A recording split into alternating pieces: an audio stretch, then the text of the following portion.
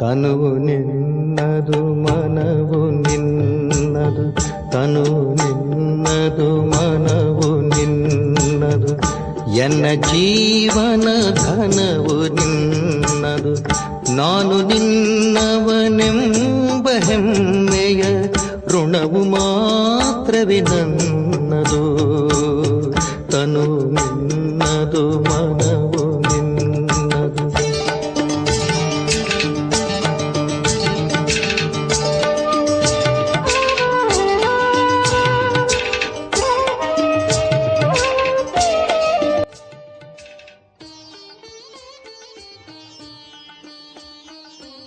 ಓಂ ಶಾಂತಿ. Good morning. Murli ದಿನಾಂಕ 5/6/2025. ಪ್ರಾತಃ ಮುರಳಿ. ಶಿವತಂದೆ ನೆನಪಿದೆಯಾ? ಮುರಳಿಯ ಸಾರ: ಮಧುರ ಮಕ್ಕಳೇ, ಬೇಹದ್ದಿನ ಸುಖಕ್ಕೋಸ್ಕರ ನಿಮಗೆ ಬೇಹದ್ದಿನ ಜ್ಞಾನ ಸಿಗ್ತಾ ಇದೆ. ನೀವು ಮತ್ತೆ ಪುನಃ ರಾಜಯೋಗದ ಶಿಕ್ಷಣದಿಂದ ರಾಜ್ಯ ಭಾಗ್ಯವನ್ನು ಪಡಿತಾ ಇದ್ದೀರಾ. ಬಾಬಾ ಪ್ರಶ್ನೆ ಕೇಳ್ತಾ ಇದ್ದಾರೆ, ನಿಮ್ಮ ಈಶ್ವರೀಯ ಕುಟುಂಬ ಯಾವ ಮಾತಿನಲ್ಲಿ ಸಂಪೂರ್ಣ ಭಿನ್ನವಾಗಿದೆ? ಬಾಬಾ ಉತ್ತರ ತಿಳಿಸ್ಕೊಡ್ತಾ ಇದ್ರೆ, ಈ ಈಶ್ವರೀಯ ಕುಟುಂಬದಲ್ಲಿ ಪ್ರತಿಯೊಂದು 1 ದಿನದ ಮಗುವಾಗಲಿ ಅಥವಾ 8 ದಿನದ ಮಗುವಾಗಲಿ ಎಲ್ಲರೂ ಸಹ ಓದ್ತಾ ಇದ್ದಾರೆ. ಬಾಬಾ ಟೀಚರ್ ಆಗಿ ನಾವು ಮಕ್ಕಳಿಗೆ ಓದಿಸ್ತಾ ಇದ್ದಾರೆ. ಇದು ಒಂದು ಭಿನ್ನವಾದ ಮಾತಾಗಿದೆ. ಪ್ರತಿಯೊಬ್ಬರ ಆತ್ಮ ಓದ್ತದೆ, ಆತ್ಮನೇ ಹೇಳ್ತದೆ ಬಾಬಾ. ಬಾಬಾ ಮತ್ತೆ ಪುನಃ 84 ಜನ್ಮದ ಕಥೆಯನ್ನ ತಿಳಿಸ್ಕೊಡ್ತಾರೆ. ಇವತ್ತಿನ ಗೀತೆ ಆಗಿದೆ, ದೂರ ದೇಶದಲ್ಲಿ ಇರುವಂತವರು ಪರದೇಶಕ್ಕೆ ಬಂದಿದ್ದಾರೆ. ಅಂದ್ರೆ ಶಿವಬಾಬಾ ಪರಮಧಾಮದಿಂದ ಇಲ್ಲಿ ಬಂದಿದ್ದಾರೆ. ಓಂ ಶಾಂತಿ. ವೃಕ್ಷಪತಿ ತಂದೆ, ಅದಕ್ಕೆ ಹೆಸರಿಟ್ಟ ಇದೆ ಬೃಹಸ್ಪತಿ ಅಂತ. ಈಗ ಏನೇನು ಹಬ್ಬಗಳೆಲ್ಲ ಬರ್ತವೆ, ಹೊಸ ವರ್ಷವನ್ನು ಆಚರಣೆ ಮಾಡ್ತೇವೆ, ಅಥವಾ ಪ್ರತಿ ವಾರಕ್ಕೂ ಸದ್ಗುರುವಾರವಂತ ಆಚರಣೆ ಮಾಡ್ತೇವೆ. ವೃಕ್ಷಪತಿ ಅಥವಾ ಈ ಮನುಷ್ಯ ಸೃಷ್ಟಿ ರೂಪಿ ವೃಕ್ಷದ ಬೀಜ ರೂಪ ಚೈತನ್ಯ ಯಾರು ಪರಮಾತ್ಮ ಆಗಿದ್ದಾರೆ, ಅವರೇ ಈ ಒಂದು ವೃಕ್ಷದ ಆದಿ ಮಧ್ಯ ಅಂತ್ಯವೊಂದ ಎಲ್ಲ ಜ್ಞಾನವನ್ನು ತಿಳ್ಕೊಂಡಿದ್ದಾರೆ. ಹಾಗೂ ಈ ವೃಕ್ಷ ಈ ಸಮಯದಲ್ಲಿ ಸಂಪೂರ್ಣ ಜಡ ಆಗಿದೆ. ಅವರು ಇಲ್ಲಿ ಮಾತ್ರ ಚೈತನ್ಯ. ಇದಕ್ಕೆ ಕಲ್ಪವೃಕ್ಷ ಅಂತ ಹೇಳ್ತಾರೆ. ಈ ಒಂದು ಕಲ್ಪವೃಕ್ಷದ ಆಯುಷ್ಯು 5000 ವರ್ಷ. ಈ ವೃಕ್ಷಕ್ಕೆ 4 ಭಾಗವನ್ನು ಮಾಡಿದಾಗ ಪ್ರತಿಯೊಂದು ವಸ್ತುವಿಗೂ 4 ಭಾಗ ಮಾಡ್ತೇವೆ. ಜಗತ್ತಿನಲ್ಲೂ ಸಹ 4 ಭಾಗ. ಈಗ ಈ ಹಳೆ ಜಗತ್ತಿನ ಅಂತ್ಯ ಆಗಿದೆ. ಜಗತ್ತು ಎಷ್ಟು ದೊಡ್ಡದಿದೆ, ಈ ಜ್ಞಾನ ಯಾವುದೇ ಮನುಷ್ಯ ಮಾತ್ರ ಬುದ್ಧಿಯಲ್ಲಿ ಇಲ್ಲ. ಈಗ ಈ ಶಿಕ್ಷಣ ಹೊಸ ಜಗತ್ತಿಗೆ ಹೋಗೋದಕ್ಕೋಸ್ಕರ ಇದೆ. ಮತ್ತೆ ಪುನಃ ಹೊಸ ಜಗತ್ತಿಗೆ ರಾಜ್ಯ ಭಾಗ್ಯ ಮಾಡೋದು ಅಥವಾ ಆದಿ ಸನಾತನ ದೇವಿ ದೇವತಾ ಧರ್ಮಕ್ಕೆ ಹೋಗೋದಕ್ಕೋಸ್ಕರ ಈ ಶಿಕ್ಷಣ ಸಂಪೂರ್ಣ ಹೊಸದಾಗಿದೆ. ಭಾಷೆ ಅಂತೂ ಹಿಂದಿ ಇದೆ, ಆದರೆ ಬಾಬಾ ತಿಳಿಸ್ಕೊಡ್ತಾ ಇದ್ರೆ, ಯಾವಾಗ ರಾಜ್ಯ ಭಾಗ್ಯ ಸ್ಥಾಪನೆ ಆಗ್ತದೆ ಆಗ ಭಾಷೆ ಬೇರೆ ಇರ್ತದೆ. ಸತ್ಯುಗದ ಭಾಷೆ ಏನಾಗಿದೆ ಅದು ಕೆಲವ್ರ ಮಕ್ಕಳಿಗೆ ಮಾತ್ರ ಗೊತ್ತಿದೆ. ಮುಂದೆ ಹೋಗ್ತಾ ಮೊದಲು ಬಾಬನ ಮಕ್ಕಳೆಲ್ಲ ಧ್ಯಾನದಲ್ಲಿ ಹೋಗಿ ಹೇಳ್ತಿದ್ರು ಸತ್ಯುಗದ ಭಾಷೆ ಏನು, ಅಲ್ಲಿಯ ಸಂಸ್ಕೃತಿ ಏನು ಅಂತ. ಅದಕ್ಕೆ ಬಾಬಾ ತಿಳಿಸ್ತಾರೆ, ಅಲ್ಲಿ ಸಂಸ್ಕೃತ ಇರೋದಿಲ್ಲ, ಸಂಸ್ಕೃತ ಭಾಷೆ ಇಲ್ಲಿದೆ, ಅಲ್ಲಿ ಭಾಷೆ ಬೇರೆನೇ ಇದೆ ಅಂತ ಹೇಳ್ತಾರೆ ಬಾಬಾ. ಅದಕ್ಕೆ ಬಾಬಾ ತಿಳಿಸ್ಕೊಡ್ತಾ ಇದ್ದಾರೆ, ಇಲ್ಲಿದೇನಿದೆ ಅಲ್ಲಿ ಏನೂ ಇರೋದಿಲ್ಲ, ಎಲ್ಲವೂ ಸಹ ಭಿನ್ನ ಆಗಿದೆ. ಈಗ ನಾವು ಮಕ್ಕಳಿಗೆ ಗೊತ್ತಿದೆ, ಇದು ವೃಕ್ಷಪತಿ ಆಗಿದ್ದಾರೆ ಶಿವಬಾಬಾ. ವೃಕ್ಷಪತಿ ಅವರಿಗೆ ತಂದೆ ಅಂತಲೂ ಕರೀತಾರೆ. ಬಾಬಾ ತಿಳಿಸ್ತಾರೆ, ಇದು ಚೈತನ್ಯ ಬೀಜರೂಪದ ತಂದೆ, ಉಳಿದದೆಲ್ಲವೂ ಸಹ ಜಡ ಆಗಿದೆ. ನಾವೆಲ್ಲ ಮಕ್ಕಳಿಗೆ ಸೃಷ್ಟಿಯ ಆದಿ ಮಧ್ಯಂತದ ಜ್ಞಾನ ತಿಳ್ಕೊಳ್ಬೇಕಾಗಿದೆ. ಈ ಸಮಯ ಜ್ಞಾನ ಇಲ್ಲದೆ ಕಾರಣ ಮನುಷ್ಯರಿಗೆ ಸುಖ ಇಲ್ಲ. ಇದು ಬೇಹದ್ದಿನ ಜ್ಞಾನ ಆಗಿದೆ. ಅಲ್ಲಿ ಬೇಹದ್ದಿನ ಸುಖ ಇರ್ತದೆ. ಹದ್ದಿನ ಜ್ಞಾನ ಅಂದ್ರೆ ಕಾಗವಿಷ್ಟ ಸಮಾನ ಸುಖ ಸಿಗ್ತದೆ. ಈಗ ನೀವು ಮಕ್ಕಳಿಗೆ ಗೊತ್ತಿದೆ, ನಾವೆಲ್ಲ ಬೇಹದ್ದಿನ ಸುಖಕ್ಕೋಸ್ಕರ ಪುರುಷಾರ್ಥ ಮಾಡ್ತಾ ಇದ್ದೇವೆ. ಈ ಪುನಃ ಪುರುಷಾರ್ಥ ಮಾಡ್ತಾ ಇದ್ದೇವೆ. ಪುನಃ ಎಂಬ ಅಕ್ಷರವನ್ನ ಕೇಳ್ತೇವೆ. ನಾವೇ ಮನುಷ್ಯರಿಂದ ದೇವತೆ ಆಗೋದಕ್ಕೋಸ್ಕರ ರಾಜಯೋಗದ ಶಿಕ್ಷಣವನ್ನ ಓದ್ತಾ ಇದ್ದೇವೆ. ಈಗ ನಾವು ಮಕ್ಕಳಿಗೆ ಗೊತ್ತಿದೆ, ಜ್ಞಾನ ಸಾಗರ ತಂದೆ ನಿರಾಕಾರ ಆಗಿದ್ದಾರೆ. ನಿರಾಕಾರ ತಂದೆ ನಿರಾಕಾರ, ನಾವೆಲ್ಲ ಆತ್ಮವೂ ಸಹ ನಿರಾಕಾರ. ಎಲ್ಲರಿಗೂ ಸಹ ತಮ್ಮದಾದ ಶರೀರ ಇದೆ. ಆದರೆ ಈ ಸಮಯದಲ್ಲಿ ನಮಗೆ ಅಲೌಕಿಕ ಜನ್ಮ ಅಂತ ಹೇಳಲಾಗ್ತದೆ. ಮನುಷ್ಯರು ಯಾರಿಗೂ ಸಹ ಇಂಥ ಜನ್ಮ ತೆಗೆದುಕೊಳ್ಳಿಕ್ಕೆ ಸಾಧ್ಯ ಇಲ್ಲ. ಯಾಕಂದ್ರೆ ಈ ಸಮಯದಲ್ಲಿ ಮಾತ್ರ ನಮ್ದು ವಾನಪ್ರಸ್ಥ ಅವಸ್ಥೆಯಲ್ಲಿ ಯಾವಾಗ ಬ್ರಹ್ಮ ತಂದೆ ವಾನಪ್ರಸ್ಥ ಅವಸ್ಥೆಯಲ್ಲಿ ಶಿವಬಾಬಾ ಇವರ ತನುವಿನಲ್ಲಿ ಪ್ರವೇಶ ಮಾಡಿ ನಾವೆಲ್ಲ ಆತ್ಮಗಳ ಮುಂದೆ ಸಮ್ಮುಖದಲ್ಲಿ ಕುತ್ಕೊಂಡು ತಿಳಿಸ್ಕೊಡ್ತಾ ಇದ್ದಾರೆ. ಮಕ್ಕಳು ಮಕ್ಕಳು ಅಂತ ಇನ್ಯಾರು ಬೇರೆಯವರು ಹೇಳಿ ತಿಳಿಸ್ಕೊಡ್ಲಿಕ್ಕೆ ಸಾಧ್ಯ ಇಲ್ಲ. ಯಾವುದೇ ಧರ್ಮದವರು ಸಹ ಮಕ್ಕಳು ಅಂತ ಹೇಳೋದಿಲ್ಲ. ಶಿವಬಾಬಾ ಮಾತ್ರ ನಾವು ಎಲ್ಲ ಆತ್ಮಗಳ ತಂದೆ ಅಂದಮೇಲೆ ನಮಗೆ ಮಕ್ಕಳಂತ ಹೇಳ್ತಾರೆ. ಇನ್ಯಾರು ಸಹ ಮನುಷ್ಯರು ಈಶ್ವರ ಅಂತ ಹೇಳಲಿಕ್ಕೆ ಸಾಧ್ಯ ಇಲ್ಲ, ಅಥವಾ ಬಾಬಾ ಅಂತ ಹೇಳಲಿಕ್ಕೆ ಸಾಧ್ಯ ಇಲ್ಲ. ಗಾಂಧೀಜಿಯವರಿಗೆ ಬಾಪೂಜಿ ಅಂತ ಹೇಳ್ತಾರೆ. ಮುನ್ಸಿಪಾಲ್ಟಿಯ ಮೇರಿಗೂ ಸಹ ತಂದೆ ಫಾದರ್ ಅಂತ ಹೇಳ್ತಾರೆ. ಆದರೆ ಅವರೆಲ್ಲರೂ ಸಹ ದೇಹಧಾರಿಯಾಗಿದ್ದಾರೆ. ಈಗ ನಾವು ಮಕ್ಕಳಿಗೆ ಗೊತ್ತಿದೆ, ನಾವೆಲ್ಲ ಆತ್ಮ ತಂದೆ ಪರಮಾತ್ಮ ನಮಗೆ ಓದಿಸ್ತಾ ಇದ್ದಾರೆ. ಬಾಬಾ ಬಾರಿ ಬಾರಿ ಹೇಳ್ತಾ ಇದ್ದಾರೆ, ನಿಮ್ಮನ್ನು ನೀವು ಆತ್ಮ ಅಂತ ತಿಳ್ಕೊಳ್ರಿ. ತಂದೆ ಬಂದು ನಮಗೆ ಓದಿಸ್ತಾ ಇದ್ದಾರೆ, ನಾವೆಲ್ಲ ಆತ್ಮಗಳಿಗೆ ಓದಿಸ್ತಾ ಇದ್ದಾರೆ.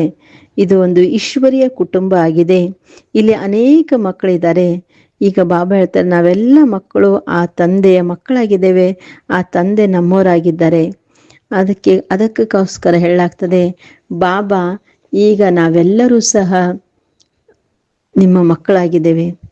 ಭಲೆ ಆ ಮಗು 1 ದಿನದ ಮಗು ಆಗಿರ್ಬೋದು, 8 ದಿನದ ಮಗು ಆಗಿರ್ಬೇಕು, 1 ತಿಂಗಳದ ಮಗು ಆಗಿರ್ಬೇಕು. ಆದ್ರೂ ಸಹ ಎಲ್ಲರೂ ಸಹ ಯಾವ ರೀತಿ ಚಿಕ್ಕ ಮಗು ಇದ್ದಾಗ ಅವ್ರದ್ದೆಲ್ಲ ಅಂಗಾಂಗಗಳು ಸಣ್ಣ ಸಣ್ಣ ಇರ್ತಾವ ತಾನೆ. ಆದ್ರೆ ಇಲ್ಲಿ ಬಾಬಾ ತಿಳಿಸ್ಕೊಡ್ತಾರೆ, ಇಲ್ಲಿ ಎಲ್ಲ ಚಿಕ್ಕವರು ದೊಡ್ಡವರು ಎಲ್ಲರಿಗೂ ಸಹ ಒಂದೇ ಸಮಾನ ಶಿಕ್ಷಣ. ಎಲ್ಲರೂ ಓದ್ತಾ ಇದ್ದಾರೆ. ನಾವೆಲ್ಲರೂ ಸಹ ತಂದೆಯಿಂದ ಓದ್ತಾ ಇದ್ದೇವೆ. ಬಾಬಾ ತಿಳಿಸ್ಕೊಡ್ತಾ ಇದ್ದಾರೆ, ಈಗ 84 ಜನ್ಮವನ್ನು ಹೇಗೆ ಪಡಿತೇವೆ. ನಾವು ಅನೇಕ ಜನ್ಮಗಳ ಅಂತಿಮ ಜನ್ಮದಲ್ಲಿ ಪರಮಾತ್ಮ ಬ್ರಹ್ಮಾತ್ಮನಲ್ಲಿ ಪ್ರವೇಶ ಆಗ್ತೇನೆ, ಮತ್ತೆ ನಾನು ನಿಮಗೆ ಓದಿಸ್ತೇನೆ. ಈಗ ನಾವು ಮಕ್ಕಳಿಗೆ ಗೊತ್ತಿದೆ, ಎಲ್ಲಕ್ಕಿಂತ ದೊಡ್ಡ ಟೀಚರ್ ಹತ್ರ ನಾವು ಬಂದಿದ್ದೇವೆ. ಆ ಟೀಚರ್ ನಮಗೆ ಮಾರ್ಗದರ್ಶಕ, ಆ ಟೀಚರಿಗೆ ಮಾರ್ಗದರ್ಶನ ಅಂತಲೂ ಹೇಳ್ತಾರೆ. ನಮ್ಮೆಲ್ಲರಿಗೂ ಸಹ ಓದಿಸ್ತಾರೆ. ಯಾರ್ಯಾರು ಇದನ್ನು ತಿಳ್ಕೊಂಡಿರ್ತಾರೆ, ನಾವಿಲ್ಲಿ ಓದ್ತೇವೆ ಅಂತೇಳಿ.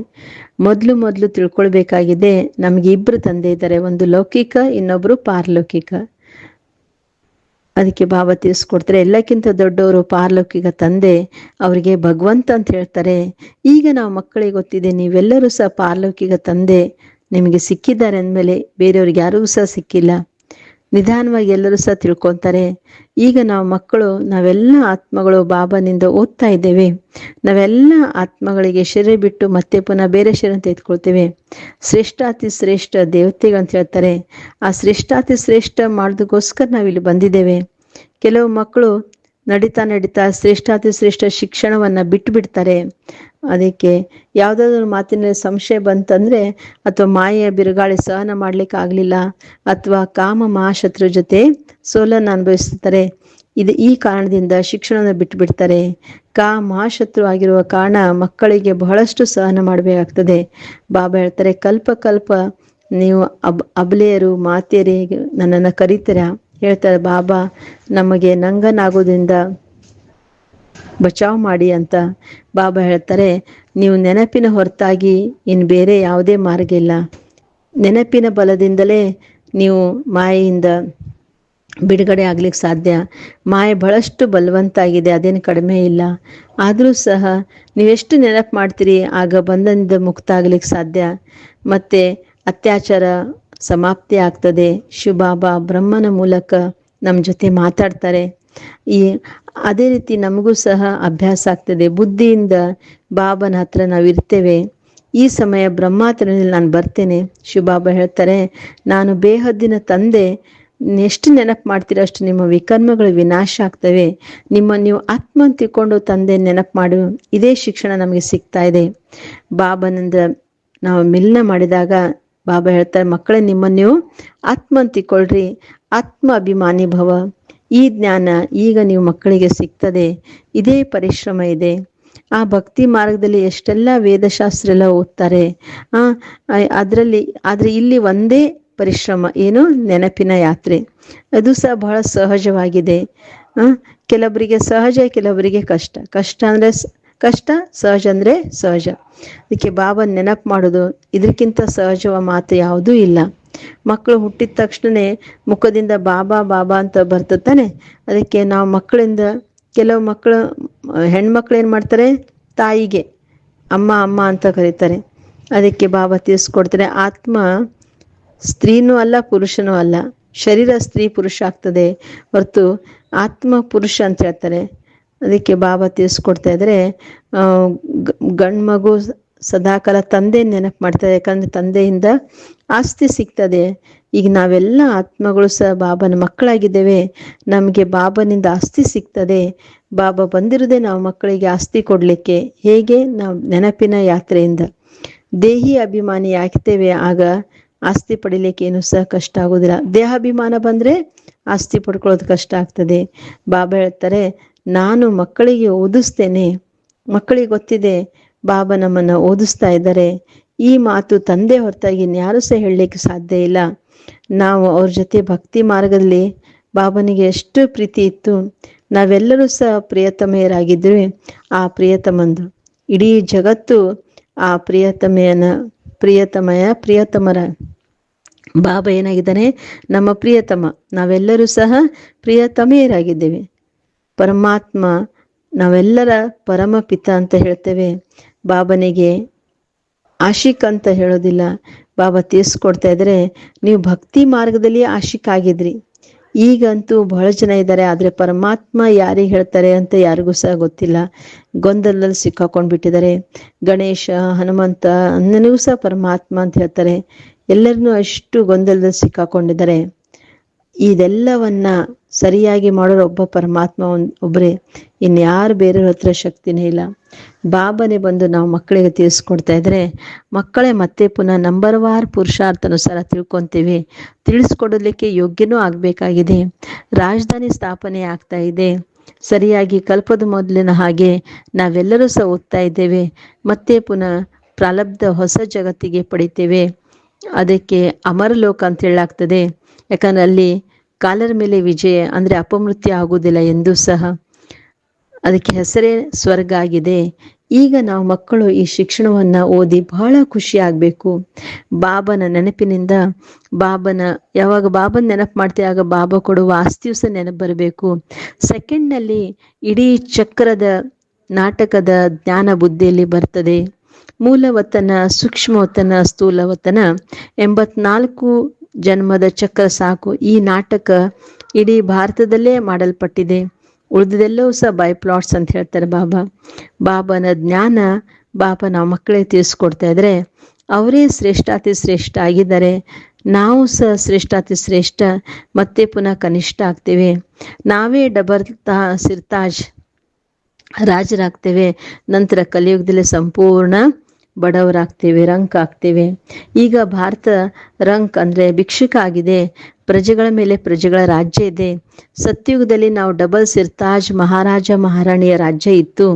ಈಗ ನಾವೆಲ್ಲ ಒಪ್ತೇವೆ ಆದಿ ಸನಾತನ ಬ್ರಹ್ಮನ ಹೆಸರಂತೂ ಹೇಳಿದೆ ತಾನೆ. ಮಹಾವೀರಂತೂ ಸಹ ಅವ್ರಿಗೆ ಹೇಳ್ತಾರೆ, ಮಹಾವೀರ ಹನುಮಾನಿಗೂ ಹೇಳ್ತಾರೆ. ವಾಸ್ತವದಲ್ಲಿ ನಾವು ಮಕ್ಕಳೇ ಸತ್ಯ ಮಹಾವೀರ ಹನುಮಂತ ಆಗಿದ್ದೇವೆ. ಯಾಕಂದ್ರೆ ಈಗ ಯೋಗದಿಂದ ನಾವು ಮಾಯೆ ಮೇಲೆ ವಿಜಯ ಗಳಿಸ್ತೇವೆ. ಎಷ್ಟೆಲ್ಲ ಬಿರುಗಾಳಿ ಬರ್ತದೆ ಮಾಯೆ, ಆದ್ರೂ ಸಹ ನಮ್ಮನ್ನ ಅಲಗಾಡಿಸ್ಲಿಕ್ಕೆ ಸಾಧ್ಯ ಇಲ್ಲ. ಯಾಕಂದ್ರೆ ನಾವೆಲ್ಲ ಮಹಾವೀರ ಮಕ್ಕಳು, ಮಹಾವೀರ ಆಗಿದ್ದೇವೆ. ಮಾಯೆ ಮೇಲೆ ವಿಜಯನ ಗಳಿಸಿದ್ದೇವೆ. ಪಂಚವಿಕಾರೂಪಿ ರಾವಣ ಮೇಲೆ ಪ್ರತಿಯೊಬ್ಬರು ಸಹ ವಿಜಯವನ್ನ ಗಳಿಸಿದ್ದೇವೆ. ಒಬ್ಬ ಮನುಷ್ಯನ ಮಾತಲ್ಲ, ಪ್ರತಿಯೊಬ್ಬರು ಸಹ ಈ ಒಂದು ಮಾಯೆ ಮೇಲೆ ವಿಜಯವನ್ನು ಗಳಿಸಬೇಕಾಗಿದೆ. ಇದರಲ್ಲಿ ಯುದ್ಧದ ಯಾವುದೇ ಮಾತಿಲ್ಲ. ಯುರೋಪಾಸಿಗಳು ಹೇಗೆ ಯುದ್ಧ ಮಾಡ್ತಾರೆ, ಭಾರತದ ಮೇಲೆ ಕೌರವ ಮತ್ತು ಯೌವನರ ಯುದ್ಧ ಆಯ್ತು ಅಂತ ಹೇಳ್ತಾರೆ. ಗಾಯನೂ ಸಹ ಇದೆ, ರಕ್ತದ ನದಿಗಳು ಹರಿತವೆ ಅಂತೆ. ಅದೇ ರೀತಿ ಹಾಲಿನ ನದಿಗಳು ಸಹ ಹರಿತವೆ ಅಂತ. ವಿಷ್ಣುವಿಗೆ ಕ್ಷೀರಸಾಗರದಲ್ಲಿ ತೋರಿಸ್ತಾರೆ. ಲಕ್ಷ್ಮೀನಾರಾಯಣ ಅಂದ್ರೆ ಪಾರಸ್ನಾಥ್ ಅಂತ ಹೇಳ್ತಾರೆ. ಆದ್ರೆ ನೇಪಾಳದಲ್ಲಿ ಒಂದು ಪಶುಪತಿ ಅಂತ ಹೆಸರಿಟ್ಟಿದ್ದಾರೆ. ಎಲ್ಲವೂ ಸಹ ಒಂದೇ, ವಿಷ್ಣುವಿನ 2 ರೂಪ. ಪಾರಸ್ನಾಥಿನಿ ಅವರಾಗಿದ್ದಾರೆ. ಪಶುಪತಿನಾಥ್ ಪಶುಪತಿ ಪತಿ, ಪಶುಪತಿನಾಥ್ ಪತ್ನಿ ಅಂತ. ಅದರಲ್ಲಿ ವಿಷ್ಣುವಿನ ಚಿತ್ರ ಮಾಡಿದರೆ ಬಾಬಾ ತಿಳಿಸ್ಕೊಡ್ತಾ ಇದ್ರೆ ಆ ಒಂದು ಸಣ್ಣ ಒಂದು ಕೆರೆ ಅಥವಾ ಬಾವಿ ಟೈಪ್ ಮಾಡಿ ಅಲ್ಲಿ ವಿಷ್ಣುವಿನ ಒಂದು ಮಲಗಿಸಿದ ಚಿತ್ರ ಇದೆ ನೇಪಾಳದಲ್ಲಿ. ಅಲ್ಲಿ ಹಾಲು ಹಾಕ್ತಾರೆ, ನೀರೆಲ್ಲ ಹಾಲು ಹಾಕ್ತಾ ಇರ್ತಾನೆ, ಆಗ ನೀರೆಲ್ಲ ಬಿಳಿ ಬಿಳಿ ಆಗ್ಬಿಡ್ತದೆ. ಅದಕ್ಕೆ ವಿಷ್ಣು ಕ್ಷೀರಸಾಗರದಲ್ಲಿ ಮಲಗಿದ್ದಾರೆ ಅಂತ ತೋರಿಸ್ತಾರೆ. ಅರ್ಥ ಏನೂ ಗೊತ್ತಿಲ್ಲ. 4 ಭುಜ ಉಳ್ಳ ಮನುಷ್ಯರಂತೂ ಯಾರು ಇರುವುದಿಲ್ಲ. ಈಗ ನೀವು ಮಕ್ಕಳು ಸೋಷಿಯಲ್ ವರ್ಕರ್ ಆಗಿದ್ದೀರಾ, ಆತ್ಮಿಕ ತಂದೆಯ ಮಕ್ಕಳಾಗಿದ್ದೀರಾ.